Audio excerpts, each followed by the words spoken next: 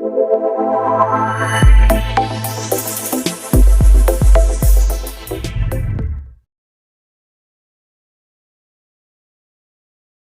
data Bidang Tanaman Pangan Dinas Pertanian, produktivitas padi di Kabupaten Parigi Motong terus meningkat, sehingga daerah ini masih termasuk surplus beras. Berdasarkan data pada Bidang Tanaman Pangan Dinas Pertanian, produktivitas padi di Kabupaten Parigi Motong terus meningkat, sehingga diklaim statusnya masih surplus beras. Hal itu disampaikan Dadang, Kepala Bidang Tanaman Pangan Dinas Pertanian Kabupaten Parigi Motong saat dikonfirmasi media ini, Senin 13 Desember 2021. Kalau kita menetapkan targetnya dia per tahun tanam periode aset dan okmat. Nah, kita berpatokan ke tahun yang lalu itu kita dapat produksinya itu 243 ton. Sebelum itu di tahun kemarin ya Pak?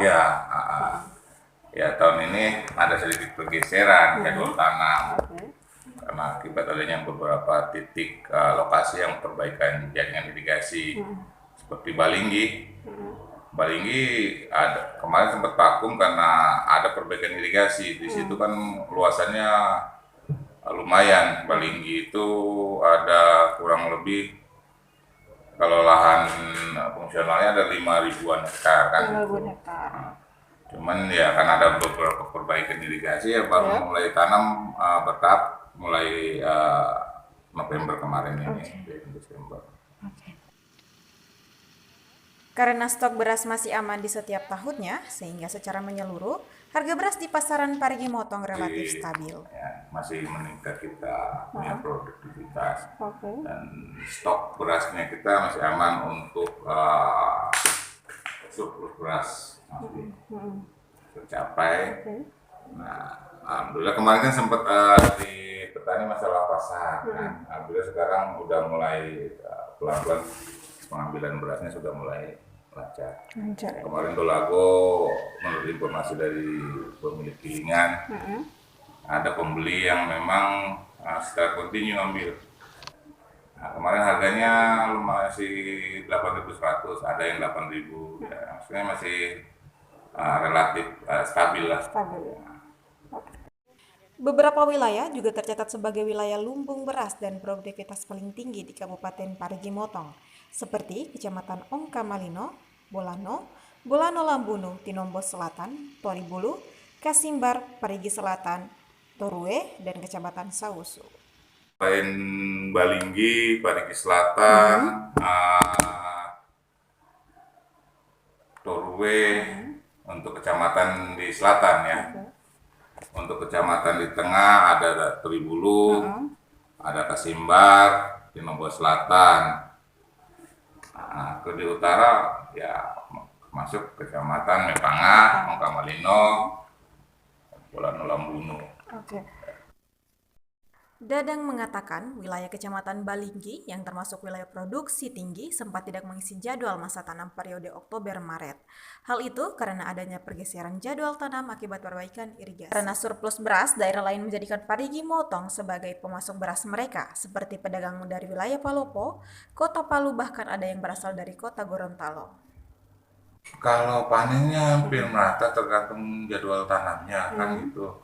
Karena masing-masing kecamatan beda jadwal tanam. Nah, itu beras itu harus jalur tanam yang ditetapkan oleh teman-teman penyuluh. Itu berdasarkan waktu yang ditentukan atau bagaimana? Ya, ada jadwal tanam. Ada jadwal tanam. Penetapan jadwal tanam masing-masing oleh koordinir oleh PT-nya. Kalau yang sudah panen sekarang itu kan dia 3 bulan sebelumnya udah menanam. Nah, ini di wilayah Parigi Selatan rencananya hari ini akan rapat penentuan jadwal tanam untuk kecamatan Parigi Selatan. Kalau distribusi itu kan biasa pembeli masuk ke Gilingan. Nah, dari Gilingan biasanya masuk ke Gorontalo, Manado. Nah, itu yang ambil. Ada juga dari pembeli langsung dari selatan, dari kemarin tuh dari mana itu Palopo. Nah, Kota Palu juga masuk kita ini. Cuman kan ini untuk masalah pasar itu kan secara lebih jelasnya continuenya nanti dengan teman-teman di Brinda. Mau ambil data secara penuh, karena ini masih periode Okmar masih jalan. Ya kalau sampai dengan bulan Oktober itu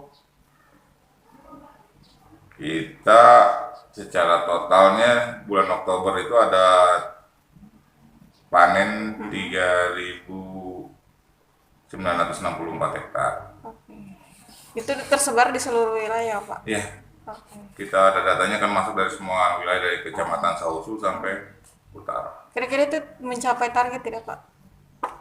Kalau untuk beras alhamdulillah mencapai target. Mencapai target tidak. Memang target sebelumnya ditargetkan berapa sih? Malah kalau untuk di LTT di tingkat provinsi,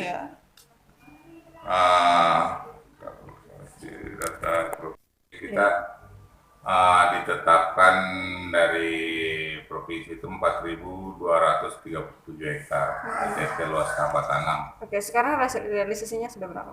Sekarang posisi di tanggal 9 sudah 1.255 hektar. Rata-rata?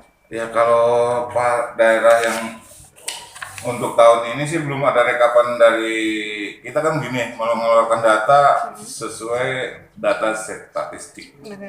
Karena kalau bagaimana data yang diakui nasional itu statistiknya. Ya kita kan kerjasama setiap panen kita kerjasama dengan petugas BPS untuk pengambilan kubinan untuk melihat berapa produktivitas lah di situ. Kita selalu libatkan teman-teman BPS untuk pengambilan datanya. Nah untuk 2021 ini BPS kan belum rilis kan gitu. Nah, jadi kalau data 2020 kita yang paling besar itu ada di Balinggi. Untuk 2 kali musim tanam itu ada 10.071 hektar. 2 kali musim tanam, Asep, Okmar, kan gitu. Tahun 2021 sampai di posisi Oktober ini udah lumayan tercapai sih, karena ini mana Balinggi. Nah, ini udah 5.000 sampai di Oktober 5.318.